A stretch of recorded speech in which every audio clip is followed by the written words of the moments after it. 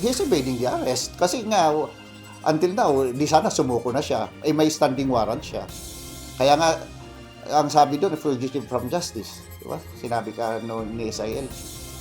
Kayo ay aming inaaresto sa salang kidnapping with homicide under Article 267 of RTC as amended by RA 7659 na inilabas ng RTC 4th Judicial Region, Branch 13, Lipa City, Batangas na nilagdaan ng Presiding Judge Pamela Torres Chavez Quezon.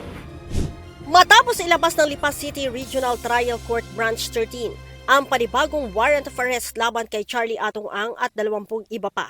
Ilang minuto lang ay naaresto na ng Criminal Investigation and Detection Group National Capital Region ang 3 pulis na kabilang sa mga kinasuhan ng 6 counts ng kidnapping with homicide kaugnay sa kaso ng mga missing sa Bungeros.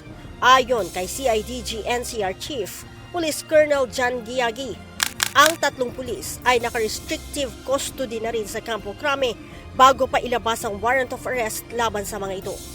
Kasabay nito, isinilbi na rin ng CIDG ang panibagong warrant sa 10 pulis na nauna ng inaresto, bunsod naman ng naunang warrant of arrest na inilabas ng Santa Cruz RTC Branch 26. May panibagong warrant of arrest na nilabas ang RTC Branch 13 ng Lipa City, Batangas, kidnapping with homicide.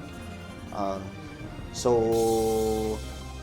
meron tayong naidagdag na 4 doon sa naunang warrant of arrest. So 3 dito ay accounted na natin at ongoing yung effort natin doon sa isa. At saka kay of course kay Charlie Atong Ang. Kaugnay nito, patuloy aniyang hinahanap ng mga otoridad ang isa pang dating pulis na kasama sa warrant of arrest mula naman sa korte sa Lipa, Batangas. Dagdag ng pulisya, tuloy-tuloy din ang kanilang manhunt operation laban kay Ang, lalo na ngayon na pinapayuhan ito ng kanyang mga abogado na huwag sumuko. Does not stop us from implementing yung warrant of arrest, yung paghahanap natin kay Charlie Atong Ang.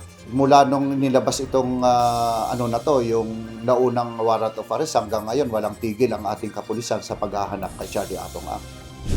Samantala, pinag-aaralan na rin ng CIDG ang pagkuha ng search warrant sa korte para naman sa mga baril ng negosyanteng si Atong Ang. Ito'y matapos na kansilahin ng Firearms and Explosives Office ang license to own and possess firearms at registration ng baril ni Ang. Kapag hindi nila sinorender ito at all the due process has been done by the FEO at hindi naman isinorender, then SW tayo, then i-operate natin to recover those firearms. Ayon kay FEO Chief Police Brigadier General Jojo Manalad, may 5 araw ang kampo ni Ang para isurrender ang baril. Kabilang sa naturang mga baril ang 3 9mm pistol, 2 rifle at 1 revolver. May mga criminal cases po na na-file.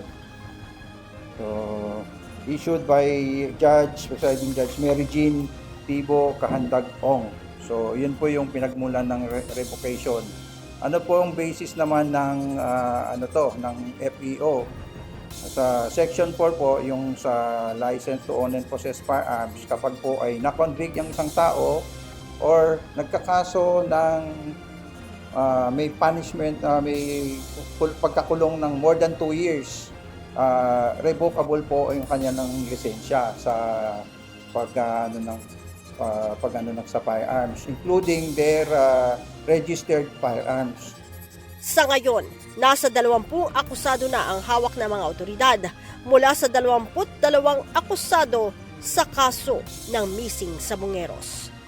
Leia Ilagan, UNTV, News and Rescue. Diyos ang aming sandigan, serbisyo publiko ang aming pinahahalagahan.